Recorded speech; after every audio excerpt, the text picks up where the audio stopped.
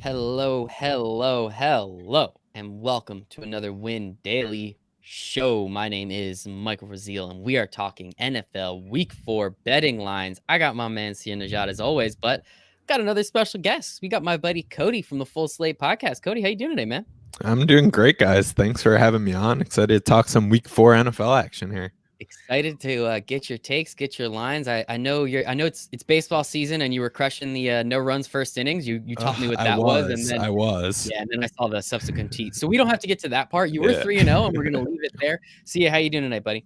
I'm awesome. I am kind of relieved that, we had the inevitable COVID scare and it looks like it's not a huge outbreak and that we'll probably have a full slate of NFL games this week, whether it's, on Monday or, it completes on Tuesday or whatever, we'll see. But that's what it's looking like. And honestly, even if that weren't the case, we'd still have the rest of the games and that would be postponed to a bye week. So, all the panic driven people, like, just relax for a second. The NFL has a handle on it.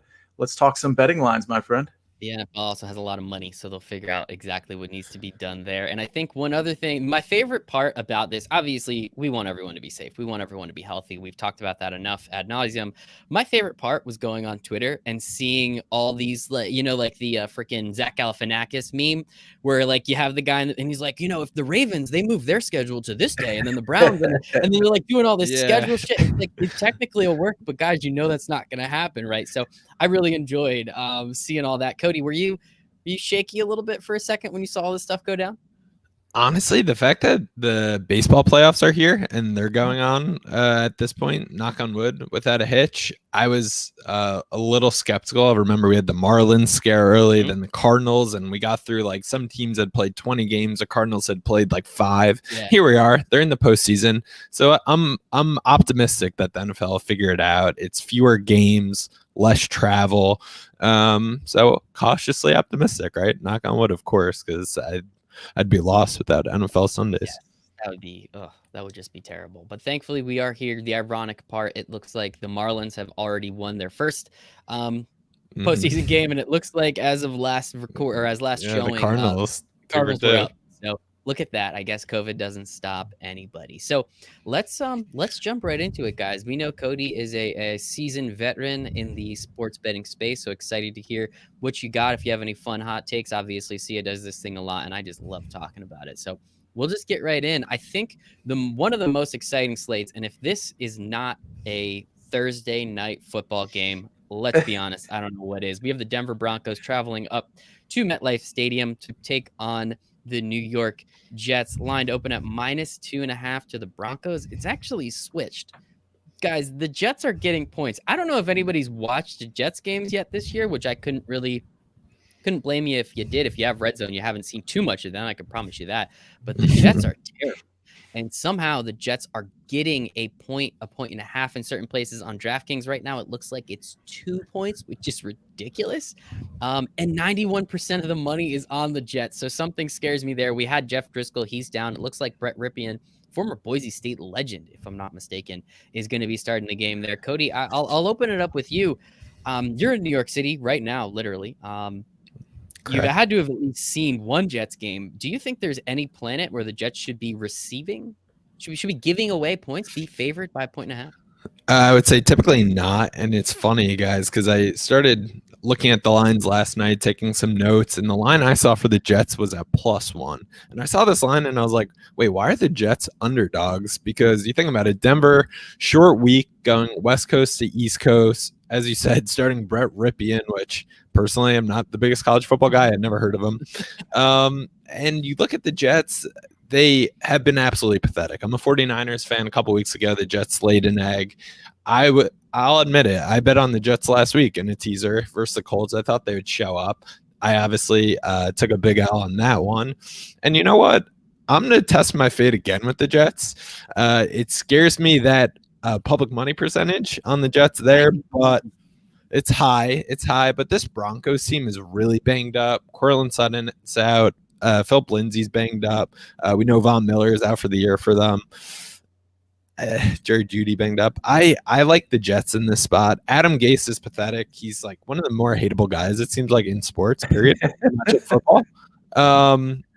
But I'm going to do it. I'm going to say if the Jets can't beat Brett Ripien at home on a short week, that's that. And this Broncos team recently has been pretty bad on the road as a favorite. Their last 9 as road favorites. They're 3-6 against the spread. So give me the Jets. And I can't believe I just said that.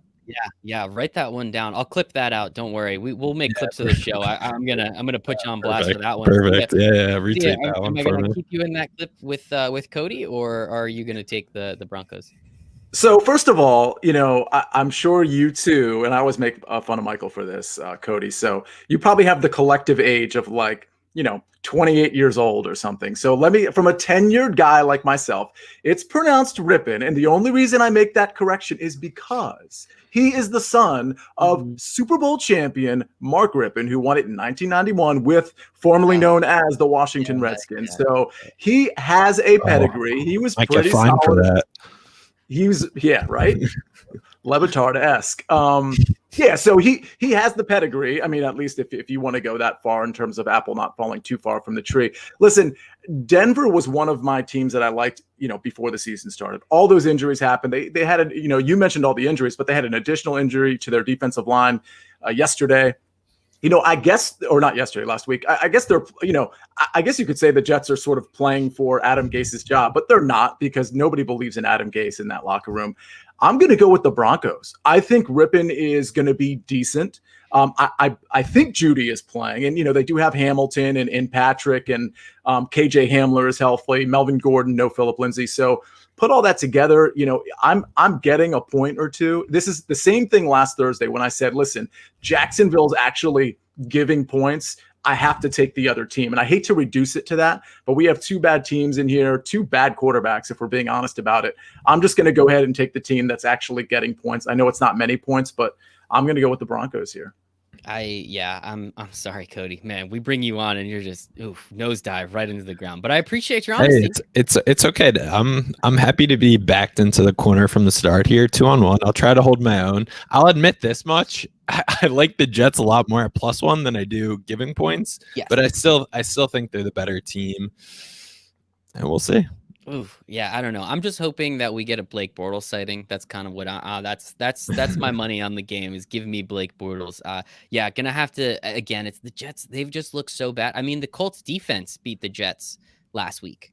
Yeah, the Colts defense has been pretty good though so far this year. But their offense didn't need to play, and they would have beat the Jets. That is the alarming thing. So we'll see what happens. What do you guys see? So one other thing to note, I mean, if we're talking about Sam Darnold, of course he doesn't. Le'Veon Bell's probably not playing. Am I correct there? I don't think so. So more importantly, at least on the receiver end, all of his receivers are injured. I mean, I'm not even sure Chris Hogan is playing tomorrow, and he's like the backup to the backup to the backup. The only healthy receiver I'm aware of right now, because Jamison Crowder and Perryman are probably not playing. Crowder has a better shot, but it's like Braxton Berrios and Chris Herndon, and that's pretty much it. So, I mean, they just don't have many weapons. At least Denver has some weapons that you could call weapons. They've got a rookie receiver that's very good, and they've got tenured receivers, at least 2-3 years in the league, that have played significant roles. So that's kind of another angle here. Like the injuries, they're piling up with the Broncos, but they're also piling up with the Jets, particularly at the skill positions. It's going to be interesting. I'm going to watch it, but I'm not super excited about it. So I guess, it is what it is. Let's move on here, going down the list. 1 o'clock on Sunday, those Indianapolis Colts we just spoke about are traveling to Chicago. Line opened as a pick'em, it looks like, and it is now to 2.5 to Indianapolis. Over under is at 43. And let's see, pretty even on the public money and bets. It looks like there's a couple more bets on the Colts, but a little bit more money is on the Bears. Sia, when Nick Foles gets sacked the first time, does that defender just get a concussion from his third leg, or how are you looking at this game from that standpoint?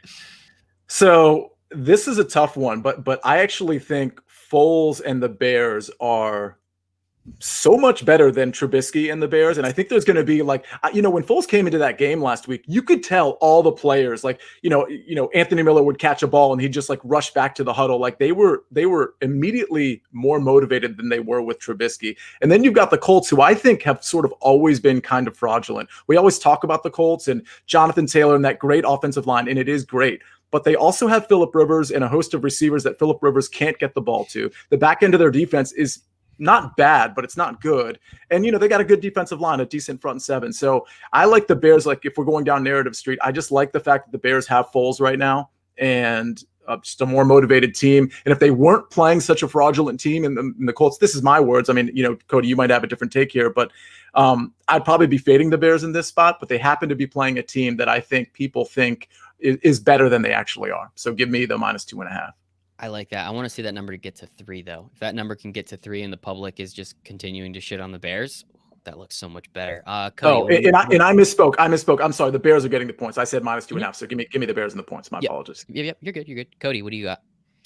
Yes, we're 2 for 2 going head to head here. I like the Colts in this one. Now, I don't think I've ever made money betting against Nick Foles. I'll just put that out there, like fully admit that he just has burned me on all those Eagles runs. But this Colts team, spoke of their defense. I think it's underrated. They had the tough week 1 loss versus the Jags. That definitely, I think people, for myself at least, I'll admit it, I got turned off from them. They were the favorite to win the AFC South. Their win total going into the year was over under 9. So Vegas was definitely bullish on this team. They've beaten up on the Vikings and the Jets. Now, I know the Vikings are off to a tough start, but they held that team to 11 points. The Vikings put up big numbers offensively versus the Packers and against the Titans last week. So I think this defense is the real deal. This Bears team is 3-0. I have no idea how, but they are. They burned me week 1 badly with the Lions. I had them, and they pulled that one out. I'll give Trubisky that fourth quarter. I agree they got to pick me up with Foles, but I still like the Colts in this spot. I think their defense is good enough. And I think Philip Rivers is more or less a $25 million a year game manager. And I think that's kind of all they will need in this one on Sunday. So I will take the Colts, the road favorite. Can never steer you wrong there. Yeah, I love that. A road favorite. I mean, there's only so much road now. It's just kind of a little bit of travel, unfortunately. Exactly. I think I'm going to lean with Cody on this one. There we go. The Bears, don't worry. I go back and forth. I like making fun of Sia. I'm going to make fun of a lot. You too, don't worry. But it's good. I don't know. I feel like the Bears, Nick Foles. I totally agree with you, Sia, and we spoke about it. Sia and I on our on the Win Daily Sports Show on Sirius XM Radio Saturday nights, 11 p.m. to 1 a.m. That's the one that Sia covers. I do the Monday Showdown Throwdown, in case anybody out there was wondering. You can get it on demand on your Sirius XM app. So just search Showdown. You can listen to me whenever you want. But we spoke about it. Nick Foles was always going to win that job because if you don't go to Nick Foles, if you don't go to Mitch Trubisky in the beginning, you can never go back to Mitch Trubisky. At least this time, give him a shot, see what happens. And I think that's why everyone was so excited to see Nick Foles, because everybody knew you don't bring in a former Super Bowl MVP. Granted, that was one run, and we kind of have figured that out now. But you don't bring in that guy just to back up your quarterback that everyone knows is absolutely god-awful. So it was inevitable that Nick Foles was going to get in. I think everyone was finally excited because, they had that ridiculous comeback against the Lions. Had the opportunity should have lost against the Lions, had the opportunity, probably should have lost against the Giants, and then pulled this one out of their ass. But it's half the Bears. I think the other half of that equation is the Falcons, right? The Falcons are the team that cannot hold the lead. So I think, if anything, I do think I'd lean with the Colts a little bit. For the Bears, if that line got to 3, I think I'd probably lean with the points there. But give me the 2.5. Let's ride those Colts. Let's get it. I think that's fun. So let us move on. We have the New Orleans Saints traveling to Detroit to play the Lions. Lined open at -4 to the Saints. Looks like it's sticking there. Over under open at looks like 56. It has moved down just a tad to 54. And let me see where the money is. This is always fun. Can't find it right now, so we're just going to skip that one. But Cody, let's go to you. How do you feel? You said the Lions kind of screwed you over a little bit already. They did. How are you feeling? How are you feeling about the Saints traveling to another dome, but still Saints on the road? Never looks good. Yeah. I mean, I'm pretty bitter about this Lions team in 3 weeks into the season. Last week, they had that game versus the Cardinals. They put off a big win on the road. The Cardinals were kind of a lock of my I had a few teasers, including them. That one blew up in my face. And so they're coming in off a big road victory. So I think Vegas has given them a little bit of juice. We saw the Saints lose on Sunday Night Football versus the Packers, right? So I think as someone who's looking at this line at 4, I think you get some value in terms of betting on the Saints here. I think probably after the week 2 games, this line's probably closer to 6 or 7. Now it's at 4. I think the Saints, it seems like things are trending in the right direction for Michael Thomas to make his return. We know how important he is to their offense. There are some concerns, though, for the Saints here early in the year. One, Drew Brees is last in the NFL in average depth of target, only 4.6 yards an attempt. And to give you guys some perspective, he's the only quarterback averaging less than 6 yards a pass attempt. So it's like really dink and dunk for him this year. Saints defense has got punched in the mouth the last 2 games, giving up over 30-plus points in each of those matchups. But all that being said, the Saints are 1-2. They're still going to make the playoffs. They're 7-1 against the spread their last 8 road games. This Lions rush defense has gotten gashed this year. They're allowing 172 rush yards a game. That's 3rd most in the NFL. I think Alvin Kamara has a field day. I think they get a boost with Michael Thomas, hopefully back in the lineup. So I'm riding with the Saints -4. Sia, are we friends on this pick or enemies? No, man, we're not friends. I like the Lions here. Okay, I like the Lions +4. All right. You know, and part of it is, and I do like those stats you just gave, and I agree with you. The Saints should be able to, with Latavius and with Alvin Kamara, they should be able to run all. And by the way, Kamara's he's catching balls at a rate that's going to break Christian McCaffrey's record. And it's like, I'm not saying it's inevitable. He has to stay healthy, but he will break what McCaffrey did last year at the rate, and he'll break it by a lot. But with that said, I think Detroit is really in a good place. By the way, they should have beat the Bears week 1. They honestly should be 2-1, but Matt Patricia. I just think with Golladay back, who had a decent game last week, and Hawkinson, who's now starting to run some routes at a really nice rate, and then you've got Marvin Jones and Adrian Peterson running well, and Swift. I just think this offense hasn't really fully clicked, and I think this might be the week where we see that offense and Matt Stafford really get rolling. So when I see 4 points with a team like the Saints, who, the Detroit's not very good on the back end, but I don't think they're going to be afraid, even if Michael Thomas is playing, which I think is probably greater than 50% chance right now. I just don't see them being afraid of the Saints offense. And I think their offense can keep it relatively close. If this line was 2.5, I might have a different take. It might be a stay away, but I'll actually bet this game. And I like Detroit +4 here. It's too many points.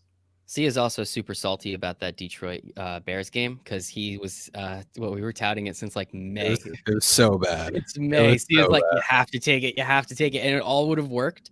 Kenny Golladay went down, so obviously we can't hold him against that. But it still would have hit. It still would have hit if DeAndre Swift just catches that touchdown. I mean, if he catches the ball, and the other thing was they're up like 10, I think, with 4 minutes to go, and Patricia attempts like a 55-yard field goal when he could have just pinned the Bears and probably made them kill another 2 minutes of clock. Clearly, I'm not still bitter about it 3 weeks. No, neither of you guys are. At least he is taking the best. At least he is taking the lines. I would say so. I do again love those statistics, Cody. I think that is awesome, and we appreciate the extra analysis. One thing I will say with the Drew Brees and average depth of target, there's like 2 Alvin Kamaras in the league, and if you have one of them, you use the shit out of them. Right. So if that would just be the only thing. Yes, I think he has a noodle arm. I don't think he has the capability like he has obviously in the past, but also you lose your number 1 receiver who turns out to be the best receiver in the league. And then you have who is probably one of the 1A, 1B best pass catching backs in the entire league. I mean, why not? Just get him the ball. I think it was 2 games ago where his average depth of target to Alvin Kamara was negative. I think it was like negative 0.2 yards or something because he was throwing everything behind the line. But the dude had 100 receiving yards, like 93 or whatever. So I agree. I think he is kind of washed up. But if I guess give any defense to Drew Brees, I don't know why, just because I don't know, feeling it. You have Alvin Kamara, give him the ball as many times as you want because the dude's going to do whatever. We saw, what was it, the 55-yard touchdown? That's not supposed to happen. You're not supposed to do that. So, I mean, if you got him, use him. I think I'm going to roll. Man, I can't take the Lions. That's stupid. Let's go Saints. I think I'm going to agree with Cody on that one. I mean, it's still the Lions. Welcome to the dark side, Michael. I also like the over in this game. Yeah, if you got any totals, man. The Lions their last 8 home games have hit the over 7 out of 8 times, and the Saints are on a bit of an over streak themselves. 5 out of their last 6 games have gone over, and their defense is not what it was last year at this point. And as Sia said, the Lions offense, I mean, they have some serious weapons. So I like that the points there. It should be fun. Yeah, I watching a lot of Jackrabbit as a Giant, and now watching him get burnt on every other play has been a lot of fun. What do you guys see? So just some DFS knowledge here. Win Daily, we have our DFS shows later in the week, and then we have the live stream on at 11 o'clock, and then we're on Sirius XM for anybody that's listening. Fantasy Sports Channel. It's strictly a DFS show from 11 to 1. But one thing I want to say about Kamara, he's priced at $8K on DraftKings. Just go ahead and pay up for him. He's got 3 rushing touchdowns. He's got 3 receiving touchdowns. He's averaging over 10 targets per game, and that really shouldn't be going down with what we've already talked about with respect to what Brees can and cannot do with his arm. So he's just one of those guys like it's pretty much a lock button for me. He'll be popular, but you don't want to miss out on those points, in my opinion. Yeah, dude, he's too good, and he's won me like 2 games already for my season-long team, so I'm not angry about it. Definitely not angry about it. Let us move on. Now my websites are all getting messed up. We have the Arizona Cardinals and the Carolina Panthers. Last week, thought it was a really weird line. Turns out I was totally right. Why is Justin Herbert giving 6.5 points to the Panthers? Didn't really understand that. This week makes a little bit more sense, in my opinion. Line opened up at -3.5 to the Cardinals. Looks like it's sticking there. You can get -3, -3.5. 72% of the bets are on the Cardinals, and 73% of the money is on the Panthers. So smart people, I guess, think that the Panthers are a lot better than the public does. That's always something to pay attention to. Sia, I know you kind of like this Teddy Bridgewater run offense, Teddy Bridgewater led offense so far. I think the Chargers had 5 turnovers last week. So never a good way to win a game. That's never going to work. But we know we can run against the Panthers, so that's going to be a lot of fun. A lot of Kenyon Drake, I think, again this week. But Sia, how are you feeling about this Cardinals-Panthers game in Charlotte? I'll say right off the bat that this is going to be a stay away game for me. In other words, I'm not betting it, but I'm obviously going to take a side here. And I understand what you said about where the probable sharp money is, but I just think the Cardinals have too much firepower. And I think at the end of the day, we're looking at, a game that's probably like a 10, 12 point game at the end. And I don't really see a backdoor cover in this situation, especially coming off a loss. Like, one thing we learned from @SticksPicks, Nick Bretwish from the Win Daily team, Matt Patricia is really, really efficient at bottling up running quarterbacks. And we knew that going into that game. And that's why, even though on our projection model, he was rated pretty high, we were kind of fading him in GPPs. And that ended up kind of working out. That wasn't the quarterback to have in GPP. So I guess my point is, I don't think the Carolina Panthers are going to be able to accomplish that. I think that's a more Matt Patricia scheme thing than it is, all of a sudden the blueprint is there. So with all the firepower that they have, and Drake really hasn't gone off yet, and, D-Hop is killing it. I don't see Teddy Bridgewater coming within the 4 here. I mean, again, I'm not betting it. I don't love it, but I'll go ahead and take the cards here. Love it. There we go. Cody, what do you got on this game? Yeah, see, we're in agreement in terms of the side, but I feel pretty strongly about it. I love the Cardinals in this one. The same reason I said the Saints are attractive, coming off the loss, other team off the win. There's some value. Same reasons here. This Panthers team took care of probably an overrated Chargers team. I know they played the Chiefs tough, which was very impressive. Justin Herbert, again, looked pretty good last week. But this Panthers team, no Christian McCaffrey. They struggled in the red zone without him. They had to settle for field goals in 5 of 6 red zone trips, which if you're a Joey Sly fantasy owner, congrats. Or in DFS, I'm sure he won some people some serious cash. But I love the Cardinals in this spot. Kyler Murray played pretty poorly last week. He threw 3 picks, but I really think they're a great value here at 3.5. I realize the sharps are on the Panthers, which okay, we'll take that for what we will. Prove me wrong on Sunday. The Cardinals have had some recent success as a road favorite. They're 7-1-2 their last 10 as a road favorite, and I see that trend continuing here as I don't know about you guys, if you guys were in on the Cardinals preseason, I thought they would be pretty good and contend for a wild card spot. And if they actually are going to, they have to win this game because the division is stacked. So I think they really do take care of business here on Sunday. Yeah, I don't think we were in. I think we all kind of agreed Kyler Murray would potentially take that next step. And I think he has, at least through the first 3 games. He also faced the 49ers before they became the second string 49ers. And Yeah. we've seen what the second string 49ers were able to do against New York teams. And I'm super excited to talk about the Monday night game because I hope they put Carson Wentz into the ground as well, which will be awesome. But we'll get there. Sunday night, yeah. Sunday night. I apologize. Thank you. But yeah, still very excited to watch that. But I don't know. I think they have it. I think they take it. It was really interesting listening. At Sticks Picks at DFS_Ghost. They literally they spent an hour on the phone together and went through every single box score Matt Patricia, as the defensive coordinator and as the head coach, did against running quarterbacks. So obviously a little Bill Belichick in there as well. And they were capable of figuring out that they pretty much are great at bottling up those running quarterbacks. I think Kyler Murray only had about 30 yards on the ground. And that touchdown was really what helped. So he ended up having, I think, 3 touchdowns. He did have those 3 turnovers, which isn't great. I think he opens it back up. I think Cliff Kingsbury comes, does the work that he needs to do. This Carolina defense is so young. You can run on them. You can pass on them. DeAndre Hopkins is going to have a field day. I don't know what the prop is for his over-under, but I'm going to take probably over 9.5 completions to DeAndre Hopkins because I think they're just going to continue to pound this team as much as they can and make up a little bit for that dumb loss, but that they probably shouldn't have had against the Lions the previous week. So should be fun. What do you got? One thing I do want to bring up, because I just gave credit to Nick, but obviously Ghost was doing that background work with him as well with respect to Matt Patricia and running quarterbacks. Speaking of running quarterbacks, Kyler Murray has 4 rushing touchdowns and 4 passing touchdowns through 3 games. He almost has 200 yards rushing. He has about 780 yards passing. I mean, this is sort of like what Lamar Jackson was doing last year, through the first of his 3 games. So Kyler Murray is sort of becoming that guy that can potentially win you a fantasy championship because he's just running around and he's very hard to spot and therefore he's very hard to catch. Yeah, it's been a lot of fun. And speaking of Ghost, he wants to know, Sia, where's your matching robe? Just out of curiosity, I guess. Oh, so earlier today, at DFS Ghost, I think is his handle. He was wearing what looked like a pink robe, but I guess it was a sweatshirt. It was a Pink Panther sweatshirt. Yeah. So, oh wow, yeah, it's pretty cute. You're not the first person. I asked him. Rockers asked him. Pretty much everyone on the team. When you see him in it, it's like super like fluffy up top. So it's like, dude, are you wearing a robe right now? And then he shows you it's just a Pink Panther sweatshirt. It looks comfy. It'd be a power move. Right? It totally is. Pink robe and a Win Daily Sports hat. Doesn't get any better than that, man.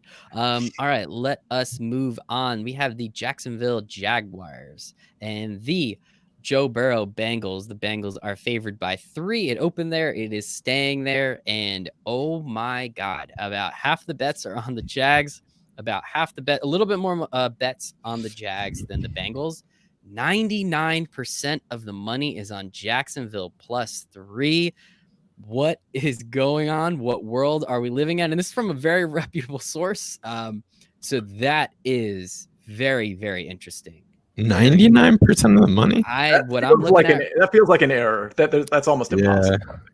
I don't know, man. That's what I'm seeing. So one whale just put a massive bet on the Bengals or on the Jags for some reason. Cody, we'll open it up with you. I mean, we saw what Gardner Minshew did on that Thursday night. We've seen Joe Burrow. I mean, that Eagles team sucks, so it's kind of impressive what they did. It's funny. I can't remember. I think Sticks and I were talking about it. It was a 23-23 tie, and we had nothing but bad things to say about the Eagles and nothing but good things to say about the Bengals, but the outcome was exactly the same. So I don't know if that's perception, expectations, what that is, but it's funny how it works. I mean, the Jags aren't supposed to be very good. The Bengals aren't supposed to be very good. How are you looking at this game if the Bengals are giving 3 points to the Jags? Yeah, so this one is interesting to me, and I think you're going to hit the nail on the head. Everyone was like very complimentary of the Bengals because they were about a touchdown underdog in that Eagle game. And Joe Burrow's looked great out of the gate. Yep. He's averaging 274 passing yards. He's thrown 5 touchdowns, and he outplayed Carson Wentz last week. Yeah. Bottom line, I'm nervous about Joe Burrow, and I was talking to one of my friends who's a Bengals fan. I was like, you guys just have to like protect him because he's actually legitimately, I think he's going to be a franchise quarterback for them. But he's getting destroyed. Like last week, he got kind of the cheap shot from the Eagles. I was shocked he stayed in the game. This line, though, they're 3-point favorites, and looking at last week's results, Everyone's high on them after tying the Eagles, but this same Eagles team we saw get trounced by Washington in week 1. And the Jags, they've had 10 days off. They themselves were 3-point favorites. They got destroyed by the Dolphins. I kind of like the Jags in the spot as the dog +3. I guess me and 99% of the money, if that stat is right, but we'll see. They're 4-1 against the spread. Their last 5 as a dog is Jacksonville. So I like them. This one is kind of a stay away for me. I don't have a great feel on it, but for purposes of giving a pick, I'm going with the Jags and Minshew to bounce back a little bit after getting embarrassed on Thursday Night Football. I like that. And I apologize. I forgot to say the over-under is currently at 49.5. So they're thinking some points are going to happen. See ya. I know you hate Gardner Minshew. Don't know why, but I know you hate him. And, Wait, what? No, he thought Kirk Cousins was better than Gardner Minshew. So that we threw that one out the door pretty quickly. I also am a Kirk Cousins apologist. So why? Maybe we can be friends. Yeah, we'll get there.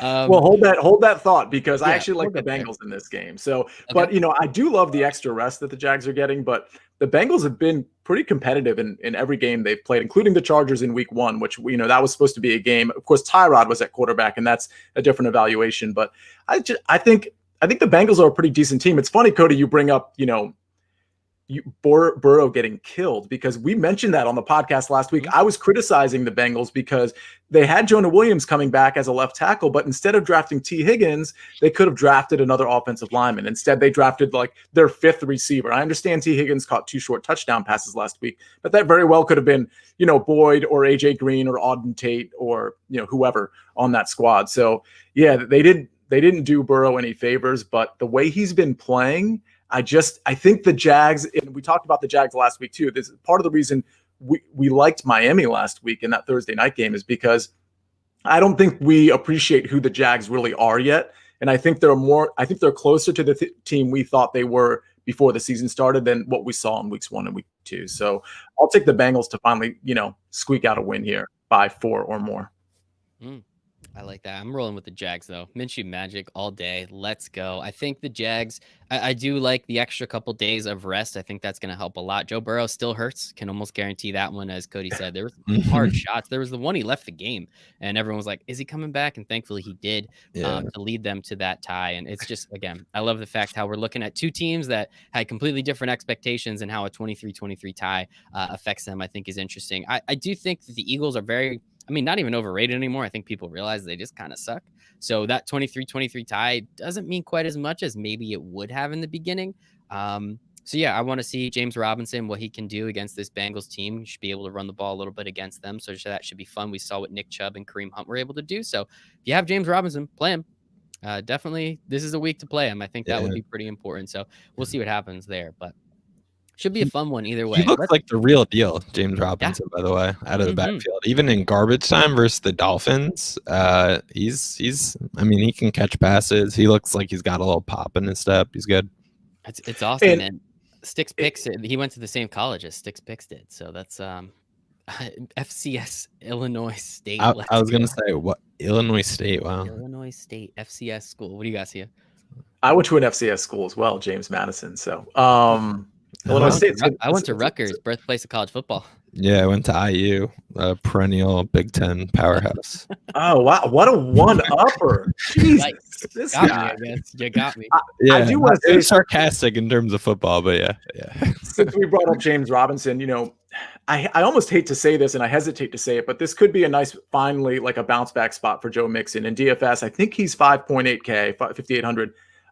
That's what I recall, at least. So I don't know why Zach Taylor's not using him more. Even on third downs, Gio's getting in like way more than you'd expect. Mixon's not getting the targets, but I'm hoping that turns around. Last year, it kind of turned around as the season went. So I think this might be a decent spot to play Mixon, because he's not going to be popular, obviously. It should be an interesting one. I'm very excited. Yeah, you should be able to run against the Jags. That really shouldn't be a problem. They did bottle up Derrick Henry, but that's a divisional game, so we can't really especially AFC South. They're way too crazy for me. So let us look. Next game we have on the slate, Dallas. The Cleveland Browns are traveling down to Jerry World. Line opened at -4 to the Cowboys. Looks like it's still about -4, -4.5 in most spots. Opened at a 54 total that moved up to 56.5. If you like it, take the over. That's a lot of fun. Here we go, boys. Here we go. We're gonna have some fun. Surprise, 78% of the bets on the Cowboys and 92% of the money on the Cowboys to cover as well. And that's unfortunate. More of the money's on the under. That's kind of a drag. So Sia, talk to me about this Cleveland Dallas game. It's going to be weird, especially two totally different offenses. Cleveland just wants to run the ball. Dallas can't do anything but just continue to put up points and throw the ball. How are you feeling? I think this is going to be like a weird game to watch. I'm excited to watch it though. Should be fun. Red zone. Well, definitely my favorite play is the under. I like 56.5. I'm definitely hammering the under here because for two reasons. One is because I think the Browns are going to play time of possession and run the ball with their two, like, Hunt and Chubb are the real deal, and Dallas is not going to be able to stop them. The other reason is I actually think Dallas is going to run the ball a lot too. The reason is they don't want their defense on the field. They still have basically almost all of their defensive backs out, and I think they're starting to learn pretty quick that the formula for them is to keep their defense off the field. So I think we're going to see a lot of Zeke. That's another guy I'm going to be looking at it in DFS. He's 7,800. Excuse me, in DraftKings, he's 7,800. But I think this under is going to come in. That's my favorite play because I think both teams are going to run the ball quite a bit. That doesn't mean they're not going to take shots here and there. Obviously, they are. Odell might have a couple catches, in long, bombs or whatever. But yeah, I like the under here, and I like the Browns because they run the ball so effectively. I don't think Baker's going to need to do that much. I think Dallas wins this game, but I think it's closer than 4.5. I think they win this game by 2-3 points. Love it. That is great. I hate the Cowboys. What do you got, Cody? Do you like that?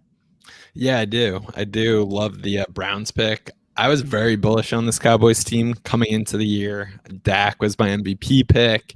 He's largely performed for the most part. But this defense and the McCarthy bump from Garrett, which I was expecting, is just non-existent. They haven't covered a game yet. You hit on it, Sia. The Chubb Hunt backfield is the real deal. They're averaging 170 rush yards a game. That's third best in the NFL. They brought in Stefanski, who's offensive coordinator of the Vikings last year. And he had the right idea with Kirk Cousins. Turn him into a game manager and feed Dalvin Cook. Do the same thing now with Baker Mayfield, and they've won their last two. And Myles Garrett has been a monster this year. He only has 3 sacks, but he leads NFL in quarterback pressures with 19. If he could wreak some havoc on Dak and slow down that passing attack, I think they'll at 4.5. I think you're getting like 2 more points than you probably should, or 1.5 more than you probably should, just because it's the Dallas Cowboys and the most public team in the NFL. And the underplay is interesting. I do agree with you there, Sia, because Dallas's defense has been god-awful. They're allowing 32 points a game. I like the Browns, plus 4.5. This is one I'm definitely will be locking in for Sunday. That it's just it's so ridiculous how bad their defense is. Like, it's insane. I actually had Dallas money line last week because I thought they were going to pull it out. And they probably should have. I'm happy that they lost, don't get me wrong, but I was really confident. Like, it's pretty much one of those college football games where whoever has the ball last, they're gonna win. And it turns out Dak got sacked and then he threw that pick in the end zone, which for fantasy that helped me out a little bit. That was such a bad beat last week. Cowboys against the spread, like 4.5, 5, whatever you got that at. I mean, I thought the Seahawks would just kick the field goal at the end, but Russ just had to throw another one late in the game. Dagger. Gotta love him. Russell the magician. I guess everybody, whatever. He's there. He's cooking now, which is kind of nice. I don't know. Don't really get it. Chris Carson in this game also looks like he will end up playing. I will call bullshit. I think it was absolutely a dirty move. I'm not going to call the player dirty. I don't remember exactly who it was, but you don't like roll 3 times. That's not how momentum works. I don't know. Just physics, I guess. I'm not like just science. Yeah. Yeah. Just a little science. Maybe Sia, you can back me up with your legal background. Do we have a case? I can't believe he's not being suspended, to be honest with you. I mean, if like I've watched that thing like 10 times now, and it's like gruesome how he did that. And I understand, usually the player is going to roll with him when he twists the ankles, but he was in no position to do that. And it was brutal. And by the way, I understand the report says, Carson, had a limited practice. Just so you know, like my perspective here is Pete Carroll's just kind of saying he might be ready. I don't think he's playing. I think this is Carlos Hyde, and I think this is Travis Homer. And I think, again, DFS-wise, I think both of those guys are very sneaky plays. Carlos Hyde not quite as sneaky if Carson's actually out. But I don't think Carson plays on Sunday. I also don't think it matters for the Seahawks in this particular Sunday. Yeah. Yeah, it is. It is what it is. But yeah, Cowboys. Let's go Browns. How cool would it be if the Browns go down to Jerry World, just beat them outright as underdog? Oh God, that would just be so sweet. Nick Chubb just runs all over everybody. I would be 100% for that. And that game's at 1 o'clock. So I guess the Browns are not good enough for Troy Aikman and Joe Buck in that America's Game of the Week, which is a little disappointing. So I guess we'll find out what that one is later. Moving on to the Minnesota Texans and the Houston. Do you got? Yeah, I guess we'll do this one. It's in my list, so whatever. Minnesota Vikings going to Houston. We don't know. Line opened at 4. You can't really bet it anymore. At least last I saw, I quickly grabbed it when it looked like it was going to be off for a second. Looks like it's at 4.5 right now in most places. Looks like you actually can still get it on FanDuel. So either they just don't care or they don't know. European bookmakers, you got to love it. Over under at 54.5. So in case you lived under a rock or you don't care that much about football, the Tennessee Titans have multiple positive COVID cases, players and coaches. I think it was 8 total. The Tennessee Titans played the Vikings this past weekend, and apparently somebody that was on the field was a positive case. The Vikings have been tested multiple times. It seems like everything's come back negative. They will not be allowed into the facility until Friday, just to, I think, double, triple, quadruple check with the COVID stuff. So the Texans are totally fine. They can practice and do whatever they want, do whatever they need, be on the field. The Vikings can only do everything through Zoom until, I want to say, Friday or Saturday.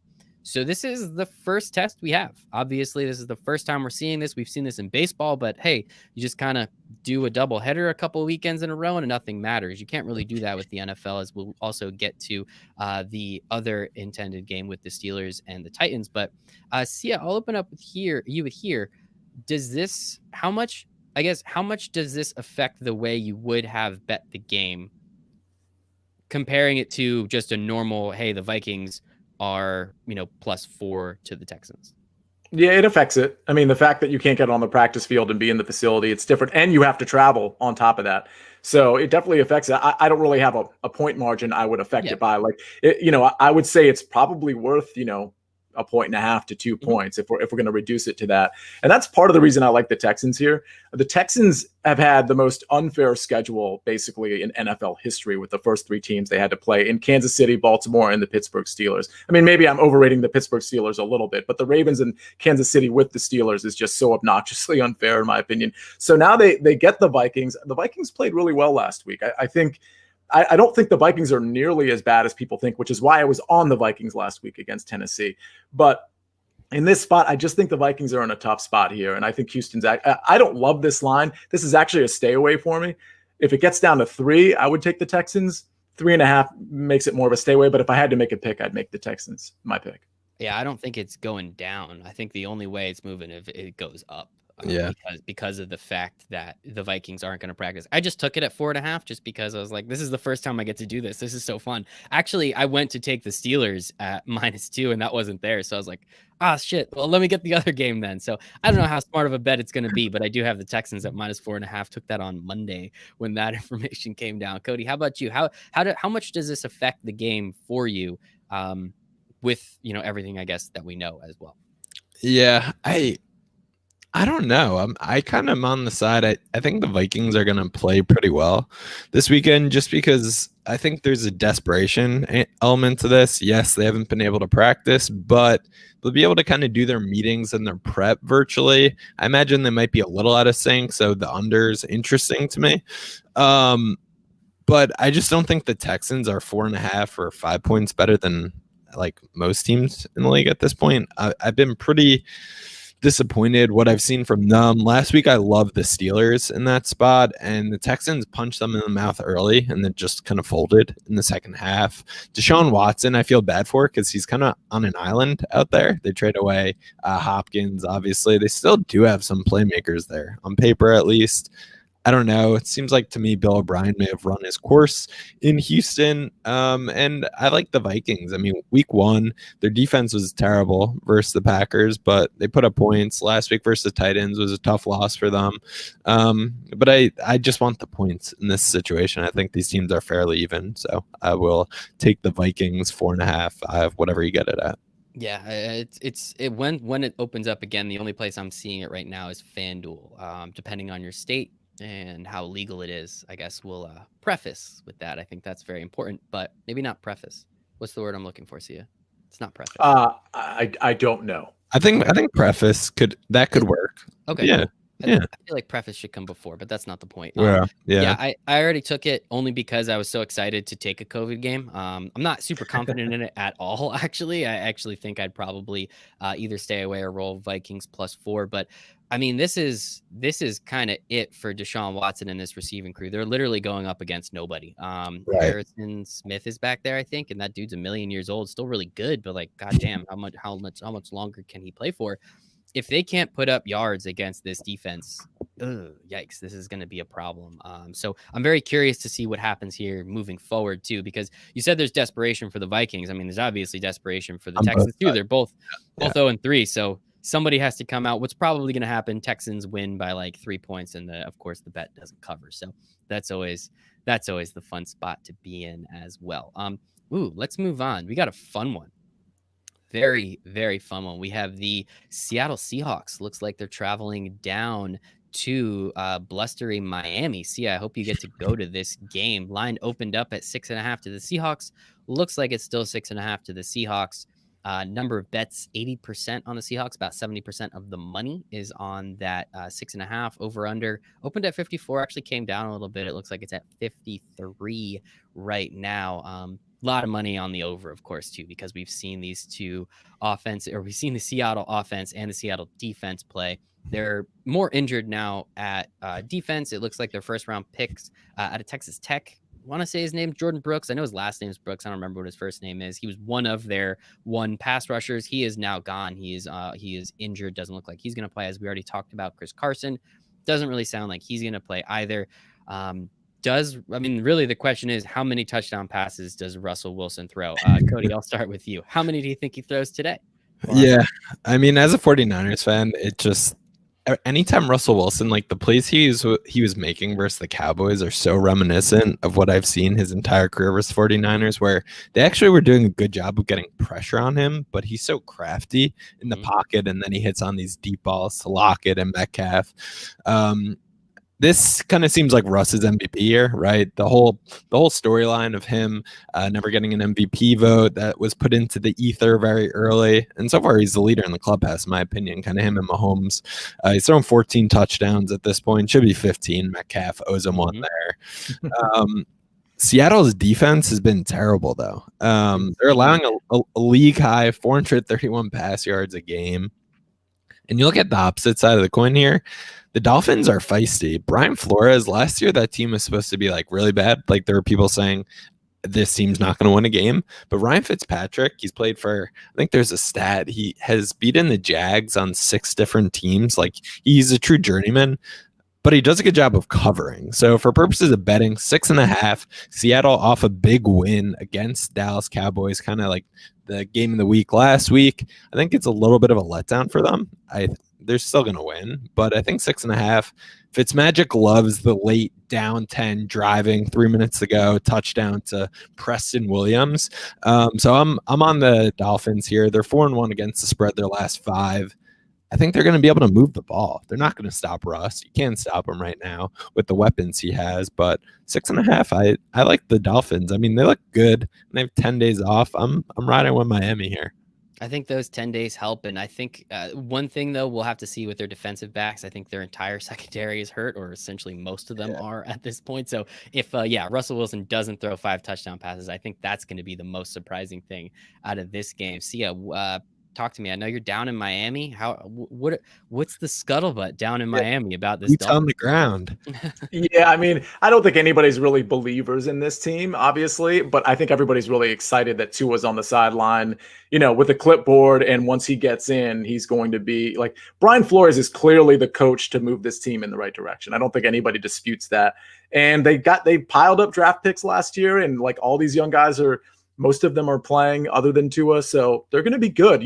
Michael, you remember before the season started, I made the call. I can't remember who I made it with, and I got odds for it, but I said that the Dolphins were going to win the AFC East in 2021.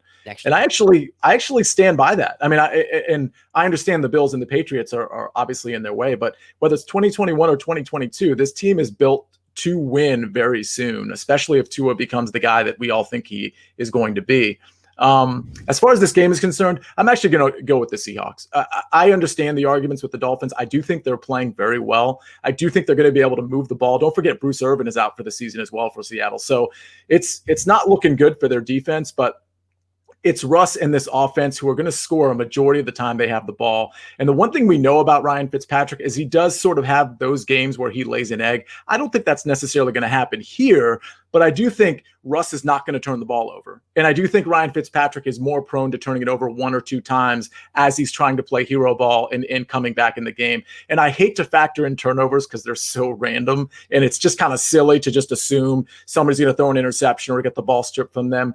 But in Ryan Fitzpatrick's case, against a Super Bowl contending team, I kind of see it happening. And for the record, assuming the weather is okay down here, which I think it will be, I like the over in this game as well. So I'll take the Seahawks and I'll take the over. I love it. See, can we parlay that just to see what happens? Of course. Hell of yeah, course. Let's do it. Hell yeah, let's go. I'm always in for some good overs. I just wouldn't fade Fitzmagic. Don't say I didn't warn you, Michael. I hear you. I respect it, but no, we're letting Russ cook. Plus, he doesn't even have Carson to hand the ball off to, so that's literally the only thing he can do, which might be a problem, actually. I do agree. The Dolphins are feisty, but I feel like if anything, I can't go against the Seahawks after what they did to me last week. And they made me take the Cowboys too, which made me feel even worse. So I think I'll roll with Russ. We'll see what happens. It shouldn't be all that bad. Let's move on. A couple more 1:00 games and a few late games as well. Chargers playing the Tampa Brady's. That should be a lot of fun. They're going to Tampa Bay. Let's see if I can find this line here. Where are you? We got the line open at -4.5 to the Bucks. You can now get it at -7, -7.5, depending on where you're looking. Over under at 45.5. That has come down to 43.5. A lot of money. Over 75% of the money currently is on the Chargers +7, which that's interesting. Last week, a lot of the money was on the Broncos +7.5, I think. And we saw that didn't work out too well. So we will see there. Sia, let's start it with you. How do you think Tom Brady's starting to look better? Every week is starting to get a little bit better. Chris Godwin is going to be out. I think I called it last week. I think this is just one of those years where he's just going to perpetually be hurt. He's one of the best wide receivers in the league. Unfortunately, it doesn't look like we're going to get too much out of him, but there's a team that can lose a wide receiver and be completely fine. Right now, I think it is Tampa Bay. So, Sia, how are you thinking about the Bucks at -7? Well, for the record, I don't think Mike Evans is fully healthy either. I mean, he's going to play, but I'm just kind of pointing that out. So, and then Justin Watson, I believe, is injured, and Leonard Fournette didn't practice today. Now it's Wednesday, so maybe it's just a maintenance day. But he either didn't practice or he was limited. So they do have some issues on the offense. And so I think that sort of contributes to a lack of continuity, perhaps, with Tom Brady specifically. 7.5 is too many points. So, give me Eckler and Joshua Kelly and Herbert just kind of like managing this offense. Keenan Allen had a great game last week. He had 19 targets, caught 13 balls with a ton of yards and a touchdown, I believe. So I just like the makeup of this Chargers team. When you're talking about getting 7.5 points, yeah, I'll take that. Yeah, Chargers have a pretty great defensive line. The Bucks do not have the best offensive line, so I wouldn't be surprised if we see Tom Brady on the ground a little bit. Cody, how about you? See, we're on the rocks again here, man. So I love the Bucks in this spot. So one thing here, it looks like 70% chance of rain on Sunday, which does not spell great news if it is Justin Herbert. But Anthony Lynn has kind of been he's putting some weird quotes out there about whether he's going with Tyrod or Herbert, when Herbert's largely played pretty well, but not like instilling a ton of confidence in the guy who just took, 5th or 6th overall in the NFL draft. And this Chargers team is really banged up. Also, we know Derwin James is out for the year. They have a couple other secondary guys that are hurt, Chris Harris, Nasir Adderley. But all in all, I think the story for this Bucks team, Tom Brady's starting to get it together a little bit. They've won 2 in a row, but that defense is rock solid. I mean, last year they were one of the best defenses in the league DVOA wise. There's just the Jameis Winston effect, which I love him. He's still my guy, but a lot of pick sixes, a lot of turnovers with short fields for that defense. They have the 3rd best run defense in the league. So if we do get that rain forecast and the Chargers do rely on Eckler and kind of the running backs, it might not be super successful. So give me the Bucs in the spot. I think they're starting to roll. They looked bad week 1 versus the Saints, but they're starting to get a little bit of I think Brady's starting to hit his stride here with his new team.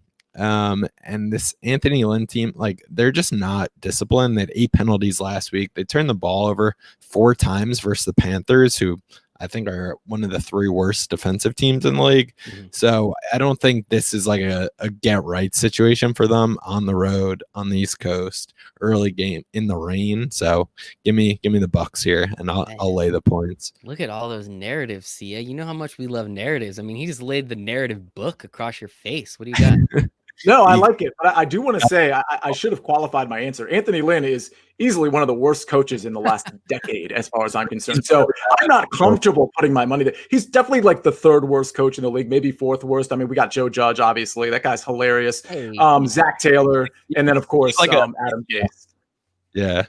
I mean, Adam Gase has got to be one of the worst coaches the last, I mean, you think about it, the Browns have had some really bad ones, right? With Hugh Jackson and Freddie Kitchens.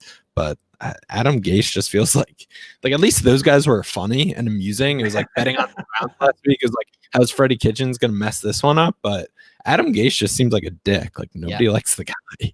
Yep. He just seems like a dick. And yeah, I'm surprised Sia didn't bring that up before, because he loves harping on Anthony Lynn and how much he hates him. So that is surprising to you.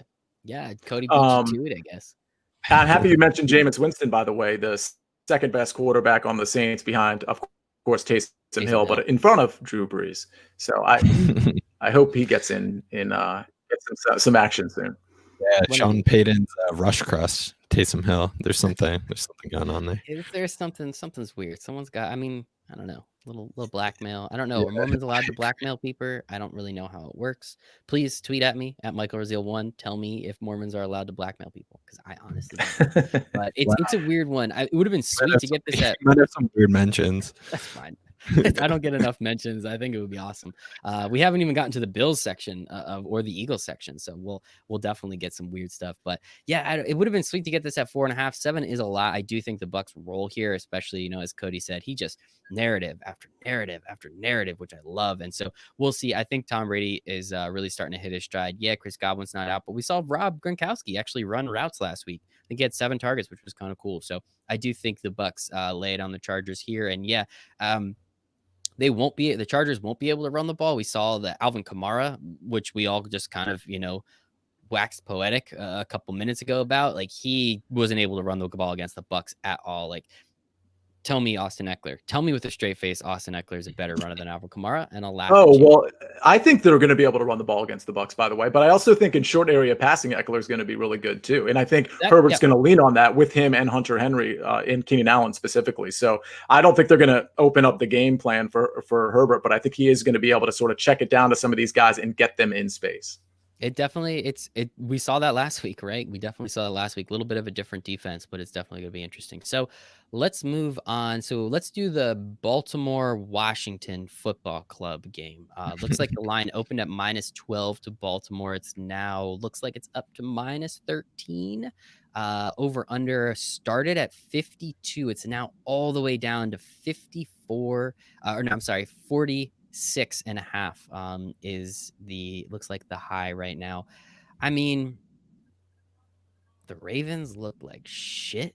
I know it was Patrick Mahomes and the Chiefs. I know it wasn't really at home. It was just kind of in Baltimore. Sia, I guess I'll start with you. Like, what did we learn? Because, man, Lamar Jackson looked bad. It wasn't. No, it was the same Lamar Jackson. It was the game plan was different. It was Harbaugh calling a really bad game because the total number of rush attempts was somewhere between 12 and 14. Lamar Jackson isn't designed to throw the ball on first, second, and third down, which they did on their third drive. He's not designed to throw on first down like they did when they were in the red zone on their first possession.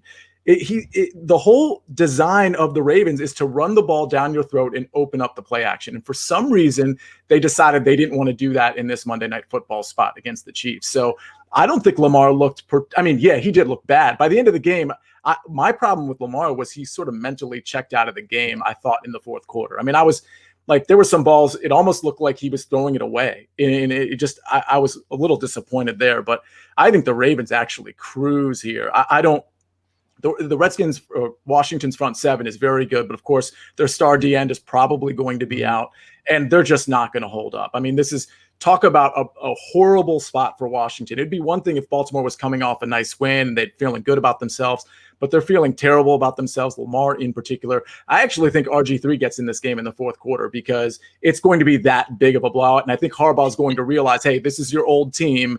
Get in there and show them, you've got a better arm than Dwayne Haskins, which of course is true, but now he's actually going to get to spell it out on the field. Haskins is not going to survive this game. He's been bad. His mechanics are bad. I've always said this.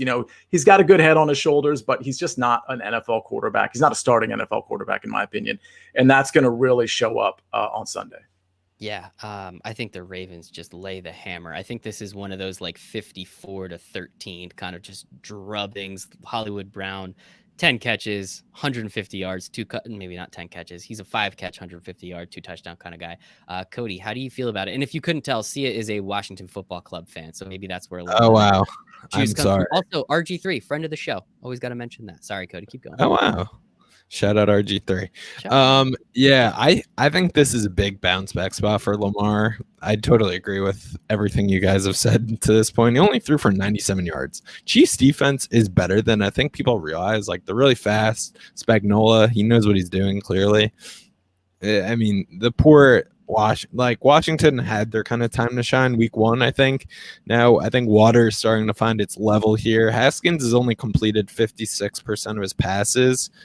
I hope we have a blowout here and maybe get an Alex Smith sighting. As a Niners fan, I've been an Alex Smith kind of apologist / stan. I'm not sure if you guys saw that E60 special they ran on him in the offseason, but insane. Still makes my stomach turn. Think about some of the images they showed of his leg, but most importantly, Chase Young's out. It's not going to be pretty for this Washington team. Ravens 5-0 against the spread. Their last 5 is a road favorite. It's a get right spot for them. And one of my friends who's a diehard Ravens fan texted me Sunday before we even saw what happened on Monday and said, lock of the week next week, the Ravens at Washington. Like it's only 13. That spread couldn't be high enough. So for what it's worth, my sources are telling me to bet the Ravens. And I think I'm riding with them as well. I like that. And I think it could click up to like 14.5 by kickoff. I mean, that wouldn't shock me at all because that would be a line I would at least hesitate at. But at 13, I mean, they'll accomplish that at halftime, and they have the running game to sustain that success in the third and fourth quarter. This is actually also another game like you could just tease. If you want to do a 7-point teaser and just clearing a touchdown, I mean, I hate to get into the teaser conversation because, like those aren't really long-term successful things, but this is a really good game to tease with something else that you like at like 6.5, let's say. Yeah. I mean, the teasers always feel amazing when you put them in. It's just what happens after the fact. Kind of like fast food in that sense, I guess. Mm-hmm. But yeah, I mean, I just don't see how Washington holds this team to less than 34 points. And I just don't. I don't see a way if they're holding them to 34 points. I don't see a way for the Washington Football Club to score 20. Like I think the defense too. That's the other side. Like obviously the Ravens offense was out of whack, but that defense did not look very good. The Chiefs kind of gave them to like the one turnover. Harrison Butker missed the field goal. Then there was that kind of dumb 4th down call. Like why are you giving it to your fullback on the 50-yard line? Like, spread them out. Like so I think that defense. Patrick Mahomes should have laid like 45 on them. Maybe a little hyperbole. It could have been worse. Hyperbole on my part, but yeah, I think no, it's not hyperbole. I thought the same thing. I honestly think that if they were in a position where for some reason they had to score points because of tiebreakers, I genuinely think they could have hit 60. I'm not saying they would have, but every single drive they weren't getting any appropriate pressure on Mahomes, and he was just dishing it out to whoever he wanted on every single drive. I agree with you. I mean, yeah, you think about it. It was the missed extra point. There's a missed field goal. They got stopped at the 50 with the fullback late in the game when they should just kick. There's no reason to go for it, but they go for it. That's another. So that's, I don't know, another 10 points at least left on the field. At least, and what, they scored 34, I think, missing the total by 1 or 2 points, which is awesome. Gotta love that. Half a point for some of us. Sorry, buddy. Yeah, it Open happens. wounds. I know it's only been a couple days. So the point that I was trying to make with that, though, I think the defense wants to show out too. So I think this is one of those spots. Marcus Peters, he's going to be looking for that. He's going to be looking to lock down Scary Terry. He's going to be looking for that pick six, and they're going to try and not let up more than, I think, a field goal, if not two. So I think not only that, I think the offense is going to want to roll, but I think the defense needs to show out too, because they did not look good. We have one more 1 o'clock game, but it looks like the Pittsburgh Tennessee game is going to get moved to Monday or Tuesday. So we'll wait on that one for a second. Let's go to the Giants and the Rams. Yikes. Giants traveling out to LA. Rams opened as 9-point favorites. Looks like it's up to about 12 and a half right now. My goodness, you can get it at 13 if you really want to take the Giants plus 13. I don't know. All the money and all the bets are on the Rams. Last week, we at least saw some of the bets on the Jets as, I guess, kind of a joke. But, well, yeah, sorry, Cody. Not all. Not all. And then we have the over-under sitting at about 48.5 right now.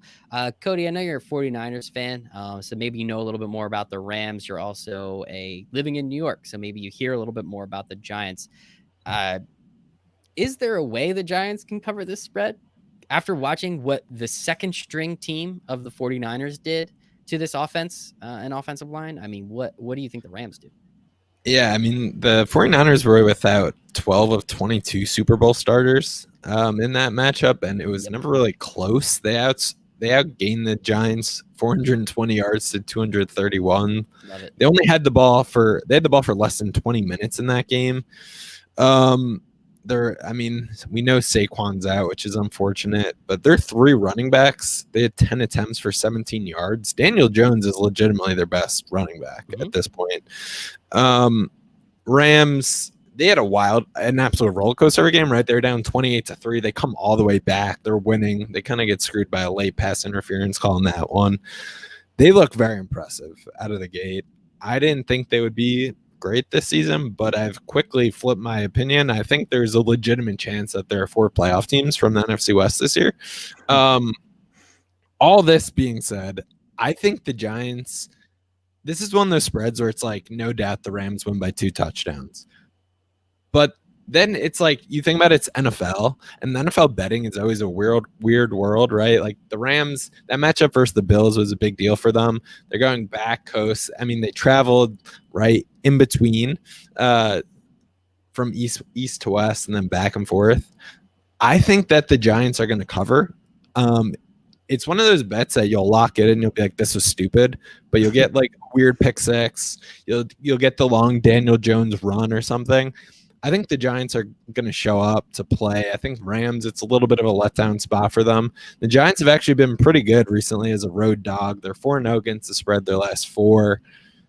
I think the Rams end up winning. I'm not saying bet the Giants money line, but 13 is a lot, and I just feel like they were so pathetic last week that this is the week where it's like nobody in the world bets on the Giants, but it's like a 21-17 game with 3 minutes to go in the fourth quarter, and you're like, how's that possible?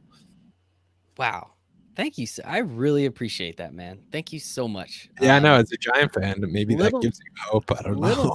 I mean, the funniest part is it's just like, I don't think the Giants lose by 2 touchdowns. I think they just lose by 10 points. It's like, awesome, still double digits, but they cover the spread. It is. We all know the quote. Good teams win, great teams cover. We all know the quote there. So, Sia, are you going to give me hope? No, not really, but this one's a stay away for me. So I mean, I don't hate Cody's take here. It makes it like, listen, I just told you the Ravens were going to cover 13 points, okay? Mm-hmm. And then the next game happens to be a 13-point spread, and I'm going to take the favorite again. Like, I'm just asking for it at that point. I mean, that's like I've been on a lot of dogs so far in the show, and there's reason for that because the public is just going to be pouring in on these favorites. So we have to really be careful, just like we were last week. So I don't love this spot for either of the teams, which is why it's going to be a stay away. If I had to take it, though, I would take the Rams just because a couple reasons.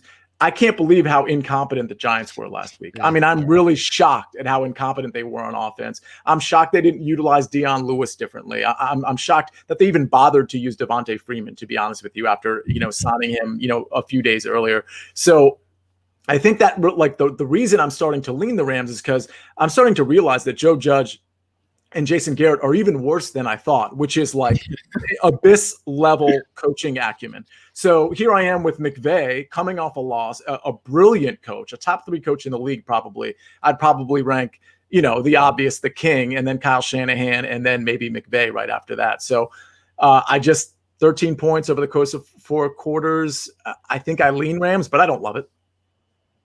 Yeah, I don't know, man. I mean, the Rams defense should so, be better. You're so downtrodden, Michael. This team is awful. The offensive line is terrible. Obviously, we don't have Saquon, Daniel Jones. I mean, the over/under prop on Daniel Jones turnovers, I'm assuming, is at 1.5 if you can get that, and you probably should hammer the over, because all he does is fumble the ball and throw interceptions. So, I mean, you can't win games if you are always minus in the turnover margin. No running game, no offensive line. Evan Ingram sucks this year. I don't know what the hell happened to him. Usually he's just hurt. Now he just sucks. So, I don't know what the hell's going on there. Darius Slayton's been solid. He had that one game. It hasn't really done much since. If Jalen Ramsey's following him around, I don't have any confidence in that. Golden Tate's old. Sterling Shepard's hurt. I mean, it's insane how bad this Giants team is. And the defense is still bad. Everyone tried to tell me that their defense was getting better. Where did the defense get better? It's even worse, I think. It's just, oh man, it is so frustrating. So yeah, I mean, I'm not going to bet this because I try not to bet on or against or for the Giants, but I would probably take the Rams. If it was on the East Coast, it would be different. Granted, I don't know why I say that, because we just saw what happened last week, but I feel like it would be a little different. I don't know. I'm hoping something happens. I'm hoping Joe Judge isn't as competent as Sia is making him out to be. So I don't know. It'll be interesting. Giants suck. It is what it is. Let's move on. I don't want to talk about that game anymore. Let's go to the New England Patriots traveling to Kansas City. Line looks like it opened up at around 8. It is to Kansas City. It's now down to 7. My goodness, 94% of the money is on the Patriots, which doesn't really surprise me at all. Wow. Not at all. 52.5 for the over under. Looks like about 50-50 split there. I think we opened up with Cody last time. Sia, what do you think? I mean, the Patriots are a touchdown dog. I know it's against Patrick Mahomes. I know we just saw what they did against the Ravens, but do you think Bill Belichick allows his team to lose by a touchdown? Probably not. I'm gonna have to take Belichick here. I think the game plan, much like I sort of think the Cowboys' game plan is going to be, which sounds weird that I think the Cowboys are going to run the ball and keep their defense off the field. I think Cam Newton's going to do the same thing. He probably has James White at his disposal now after that awful tragedy that his mom and dad went through. He's got Rex Burkhead, who really shined last week. Then, of course, Sony Michel as well. I mean, Damian Harris is going to be active as well, but that doesn't really mean much. So I just think it's going to be just ground and pound. And I think that's going to limit the possessions. And therefore, I think 7 points is just too many. I mean, let's not forget the Chiefs granted, the Chargers matched up better, but the Chiefs haven't been brilliant all 3 weeks of the season. They were very good against Houston. They kind of were like below average against the Chargers. Then you saw what they did on Monday night. So I think 7's too much against Belichick. I'll take the points. Yeah, I think a lot of running. You can run against the Patriots. The Raiders didn't really show it too much because they started to get down a little too early, but it's definitely interesting. And I think Cam Newton just looks too damn good this year. Cody, what do you got on this game? Yeah, I mean, the Pats just ran for 250 yards on the Raiders. It's going to be run, and run the ball some more to keep Mahomes on the sideline. Mahomes' numbers last week versus the Ravens, who are top 3 defense in the NFL, were just insane. Yeah. 31-42, 385, 4 passing touchdowns, added one with his legs. Like, the guy's ridiculous. But I think the Chiefs' Achilles heel is the rushing defense. They're 27th ranked in the league. We've seen what Cam can do so far this year. I mean, it's unbelievable. The Pats just hit the jackpot with him on a 1-year deal. I was pretty skeptical coming into the season in terms of I thought he was just washed up on the Panthers, but change of scenery has done him some good. He is, I mean, all the reason in the world to continue to ball out this year to get a huge contract going forward. I agree. 7 points is a lot for this team. And Pats have had recent success as a road dog, 5-2 against the spread. And it's naturally just has to be a letdown game a little bit for the Chiefs, right? Like, they just showed they're the best team in the NFL on Monday Night Football. Short week. I'll take the Pats. I mean, is anybody going to take the Pats money line? I don't know what it is. I actually don't have that in front of me, but yeah. That feels like a big mistake. That risky enough against the Pats Chiefs. I don't know. Chiefs are due for a loss. Andy They Reid are? lays eggs. He's done that before. Plus 255. I just saw for the Pats money line. It may be worth, I don't know, a sprinkle. Dip your toe in the water. Yeah, just a little sprinkle. I don't know. See what Just a happens. I'm not taste. rooting for it. I think the Chiefs win. I think the Pats cover, but I think it's going to be a lot like that Seahawks game. I think it's going to be super close. It's going to look like the Chiefs should win. They'll do what they did kind of against the Ravens. Cody and I were tweeting back and forth about that a little bit. The Ravens started to bring it back. It looks like they should have got close. Then Patrick Mahomes kind of put his throat back down. So I don't know. I will sit here and say I will not be surprised if Cam Newton and the Chiefs win that game by 3 points, maybe, half a touchdown, 4 points somewhere. So it would suck, but I think it's a possibility. Let's move on. Only looks like we got 3 games left. So we have 4 games left. I don't actually know how many games we have left. Whatever. We have Buffalo traveling to Las Vegas. We have the Bills favored by 2.5 to open. They're now favored by 3. The over-under has gone up to 52.5, and it looks like a lot of the money is on the Bills. Everybody is riding the Josh Allen train. And see, I know you want to say something mean, but the guy just won you a bunch of money. So can you say something nice about Josh Allen? Yeah, he won me a bunch of money, and he's been good lately. Like, I mean, just because I think a quarterback is not very good, it doesn't mean he can't have streaks where he is very good. I mean, and he's improving. So maybe my take from 6 months ago is going to be obsolete 6 months from now because he improved. I don't know. We'll see. But no, I don't think he's a great NFL quarterback. I don't think he's even close to a top 10 NFL quarterback.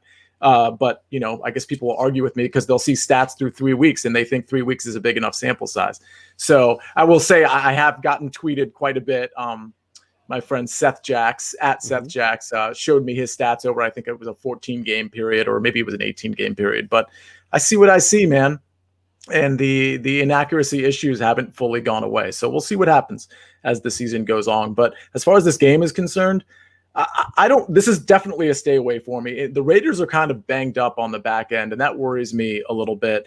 If I had to take this one, now I'll make this one quick. If I had to take this one, I would take the Bills. I think they are the superior team on both sides of the ball.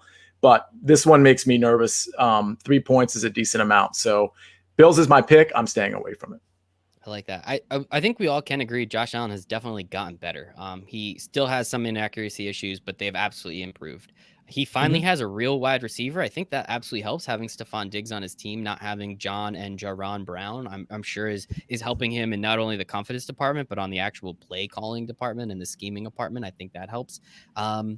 He has 2 pretty okay running backs with Singletary and Moss, so we'll see what happens there. And the dude can still run. He obviously still has too many turnovers. That turnover he had, I think, when he got sacked by Aaron Donald, that was bad. That was bad. Awful time for it. It didn't look very good, but he's absolutely improved. I don't think we could disagree on that. And Cody, I saw your face when Sia said he's not even a top 10 quarterback. I thought that was pretty good. I might have to go back and just clip that out because that sounds like a fun one. But how do you feel about this game? Yeah, I mean, I'm very in on this Bills team. I like them a lot. But I agree. I think in terms of right now where they're at this season, I think this is a bit of a letdown spot for them. That was a huge win over the Rams. Josh Allen, I mean, his numbers are stupid through 3 games. He's thrown over 1,000 yards, 10 touchdowns, only 1 pick. I agree with Sia's point, though. Like the fact that he continues to have those like kind of Jameis Winston moments where you're like, what are you doing? Like, why'd you do that? The talent's there. It's just he's got to clean it up a little bit around the edges. If I had to make a pick in terms of Raiders or Bills here, I like the Raiders with the points. I just think, I don't know. I don't have a great feel on that piece of it, but I love the over in this one, 52.5. Both these teams have hit the over in all their games this season. You look at the Raiders defensively, it's not pretty. They're allowing about 30 points a game. Bills offensively have been one of the best teams in the league. And the Bills defense coming into the season was kind of projected top 5 defense, probably top 7. And they got gashed by the Rams, who's a very good offense. But 2 weeks ago, the Dolphins put up some serious numbers against them. So I think them going east to west. I see the Raiders being able to score points. So I love the over in this matchup. It should be fun. Josh Jacobs, play a lot of Josh Jacobs because I think he's going to be under-owned because people are going to assume the Bills have a good defense, but you can run on the Bills, and I don't even think that's really a question. Let's move on to the You know, Sunday. one thing I should mention, because it is going to affect the over and it affects the line too. So it doesn't look like Brian Edwards or Henry Ruggs are going to play. And some people might say, well, Henry Ruggs, like, what impact has he had so far, even when he was healthy? Well, he really opens up the field, obviously, for guys like Darren Waller or previously Brian Edwards, who really wasn't getting a lot of run, or Hunter Renfrow, for example. So it doesn't look like either of them are playing. So if that's going to be the case, I just think the Bills are really going to be able to hone in on Jacobs and Waller, just like the Pats did last week. So now I'm starting to convince myself I think I might like the Bills even more here. Thank you for that. No, it's okay. That's my job, and I did not do it. So shame on me, guys. I apologize for being terrible at my job this late into the show. It shouldn't happen. So thank you for keeping me honest. I appreciate you. Let us move on to Philadelphia and the San Francisco 49ers. This line, Philadelphia, it opened -3 to San Francisco. It is in San Francisco, so I guess east to west, blah, blah, blah, blah, blah. Opened -3 to San Francisco. 45.5 was the total. 45.5 is still the total, but you can get it -7 to the 49ers. Now, I know Raheem Mostert might be coming back this week. I think it's kind of up in the air a little bit. Jimmy Garoppolo, I don't think is supposed to come back this week. I don't think anybody on the defensive line that tore their ACL is coming back this week. I know we just saw the Eagles look like trash and the Giants look like trash and the 49ers just completely blow out the Giants. But Cody, talk to me. 7 points. I hate Philadelphia and I want to see them get buried into the ground. I want to watch Carson Wentz get crushed, but this isn't the 49ers that we have seen. 7 points just seems like a little too much, right? Yeah, it's a lot. I mean, Deebo Samuel and Kittle practice today, which is encouraging sign for the offense. But everything I've seen so far, it seems like Jimmy G's probably not playing. And running back wise, McKinnon's banged up also. So we might be looking at a Jeff Wilson Jr. situation, who is very good. And Shanahan. Yeah. So, I mean, Shanahan is a wizard when it comes to these running backs. He kind of plugs and plays, and they all put up numbers. But 6.5, 7, it's a lot of love for Nick Mullins, who I'm a big Nick Mullins guy. I think he is very good. He's a rock solid backup, but you have to think that the Eagles will come out and show some kind of life here. In terms of betting wise, this is an absolute stay away. As a 49ers fan, I just hope they win and get the hell out of there and stay healthy. But I mean, the Wentz struggles are real here. He's thrown the last 3 seasons, 7 interceptions a year.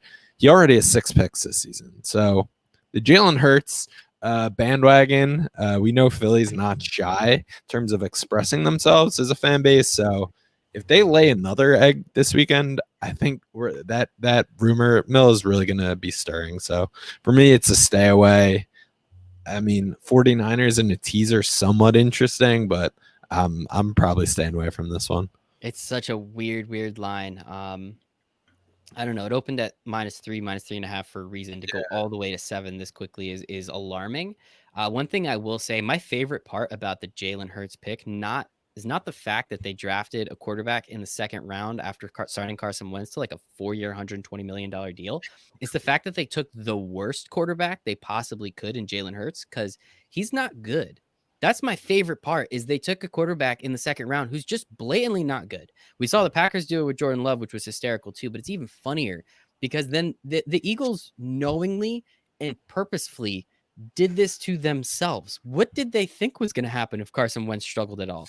Not have Philadelphia, the worst city on planet Earth, scream and yell about getting the other guy to come play quarterback. They were screaming for Chase Daniel a couple years ago. Like, what the hell are we talking about? They still call up.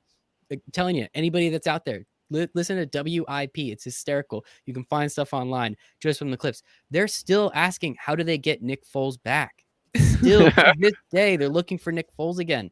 He's not even that good either. It's incredible. Sia, do you think 7 points, as much as I hate Philadelphia, 7 just seems a little too much?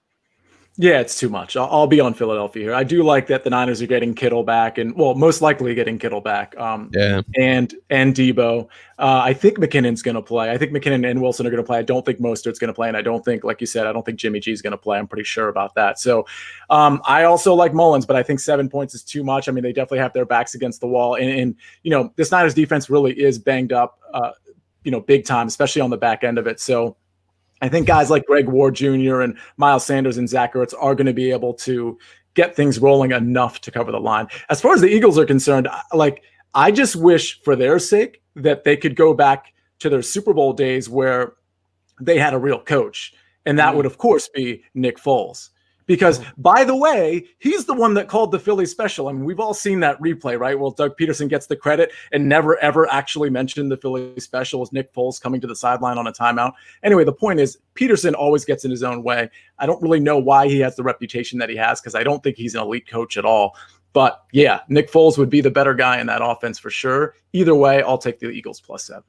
I love it, man. The more Philly slander, the better. We're coming down last couple games here, but just to throw a little extra on the fire, yeah.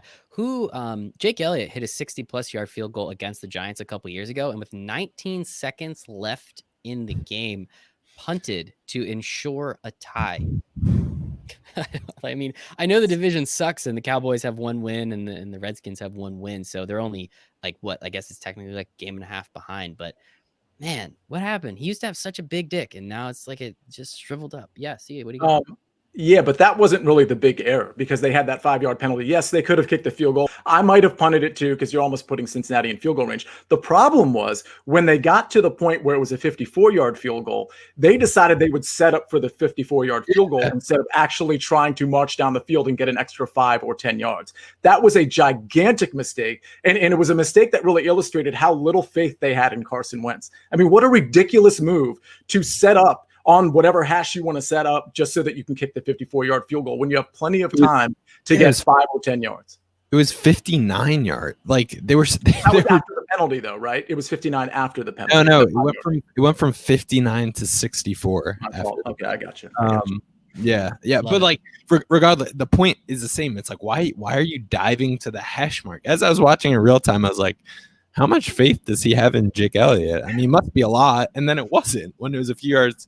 I don't know. It made no sense to me. If I was a Philly fan, I mean, you got your Super Bowl a couple years ago, so let that ride for a bit. I don't feel that badly, but brutal. I love it. I think it is absolutely hysterical. The Monday night game, one of two potential Monday night games. We have the Atlanta Falcons traveling to Green Bay.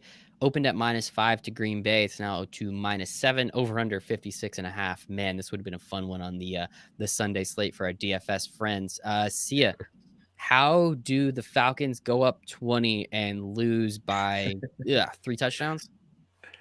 That's a good question. And 7.5 is quite a bit. I don't know that I'm perfectly sold on the Packers yet as just a dominant team in the NFC. So believe it or not, I'm actually going to take the Falcons in the points here. Hell yeah, see ya. Wow. All right. I guess you agree with them, Cody? Yeah, I agree. I think 7.5. This Falcons team has been historically some historically miserable collapses here. This Field Yates tweet I love. Over the last 20 seasons, no team has blown multiple 15-point fourth quarter leads in a single season, and the Falcons did it back-to-back weeks. Oh, wow. That is incredible. Yeah. Aaron Rodgers, I'll give him credit. He looks like he's got his swagger back here this season. Drafting Jordan Love may have lit a little fire under his butt, but 7.5 is a lot for this Falcons team, and I think Dan Quinn's a bad coach. He's brought in to be a defensive guy. They clearly don't play defense, but they've done well recently on the road. They've covered their last 5 road games. I think they put up enough points in this to keep it close. And, Minnesota put up a ton of points on this Packers defense week 1. We saw some kind of shoddy tackling from them. So I think the Falcons will get theirs offensively. 7.5. That's a lot. If you get the hook at 7.5, I definitely I like the Falcons. I love it. No, I'm going Green Bay. I think Aaron Rodgers is on like a revenge tour against everybody, and that includes his coach. I don't know how he gets revenge on him, but I think he does. I think this Falcons team, I think there's going to be a lot of points. I'm not going to say I love the over 56 because it's gigantic, but man, do I love the over 56. Like, let's go. I think it's going to be so much fun. Devontae Adams coming back, I think helps a lot.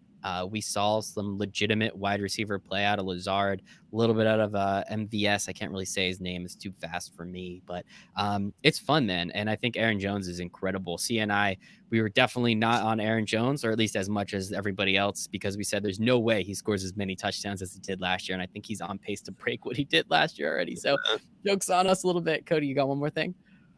That's all I got on that one. Yeah. Mm-hmm. All right, should be fun. All right, last game. Looks like we're gonna have some Tuesday night football, which I am 100% in on. It was gonna be a 1 o'clock game. We have the Pittsburgh Steelers and going to the Tennessee Titans. This game opened at Tennessee -3, quickly went all the way to Pittsburgh -2, a 5-point swing. That is huge. You usually don't see something like that happen. And we also have that over under looking like it's at about 47 was the last that we got of it. Cody, I'll open up with you. How often do you see a team go from a 3-point favorite to a 2-point dog by Monday? Yeah, that is a massive swing, and generally a sign that the public is coming in pretty hard on the team that's now the favorite. I kind of like Tennessee at that point. Been pretty bullish on the Steelers so far this year. I think their defense is incredible. I think they're a legitimate contender in the AFC. But at that value, I'll take Tennessee at home. Tannehill continues to put up good numbers, proving people wrong. His stats as a Titans quarterback are incredibly impressive. We know what they have with Derrick Henry. I like the Titans at home at that number. I think if they were 3-point home favorites, I'm probably on the Steelers side, but getting the 5 points, I'll take the value with the Titans here. There's a reason the line opened at -3 to the Titans, and I think that's something that we have to keep in mind. Whether we think that's ridiculous or not, I think that's something important. Sia, what do you think about this game going from -3 to the Titans, now -2 to the Steelers? Yeah, I'm all over the Steelers, so much so that I already bet the game in a big way. And it's funny because right before the show, I wanted to make sure the bet was still pending, and it wasn't. I guess because it's going to be postponed or they're not sure it's going to be canceled. They actually returned my stake amount, which was a little disappointing, but I didn't really get it at a great number anyway. So I can just rebet it when they have it out, which will probably be at 2 or maybe 1.5. So I just really like the Steelers. Again, just like you said, Cody, I was big on the Steelers. You know, when the schedule came out, they were 28-1 to win the Super Bowl.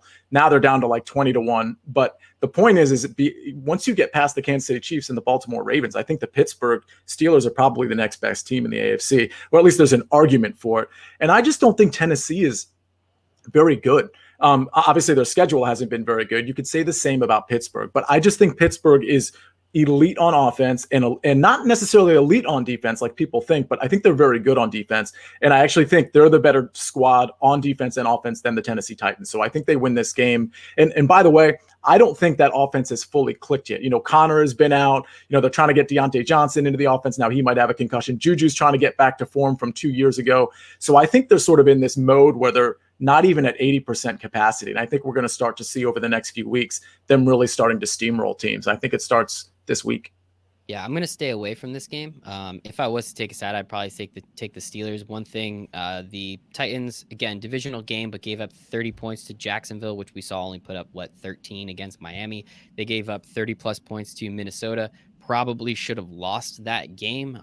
Gostkowski kind of came out of nowhere with that field goal that he kicked. Should have lost the first game of the year, too, to the Broncos. Granted, that one you could say, well, if Gostkowski makes half of his kicks, they easily win that game. So just a really, again, there's a reason why it opened -3 to the Titans. I think that's important, but I think James Conner is going to run all over the Titans, and it's going to be awesome. Getting running backs in that game should be interesting. But that is our marathon show. Cody, I think I told you this was going to be like an hour. Sorry, I kept you around for a little longer, but we were having fun, right? It was fun. It was fun. It was a good time. Yeah. Cody, this is your time you did great. Everyone loved the information. I'm already very confident in that. Where can everybody find your betting podcast, and where can everybody find you online?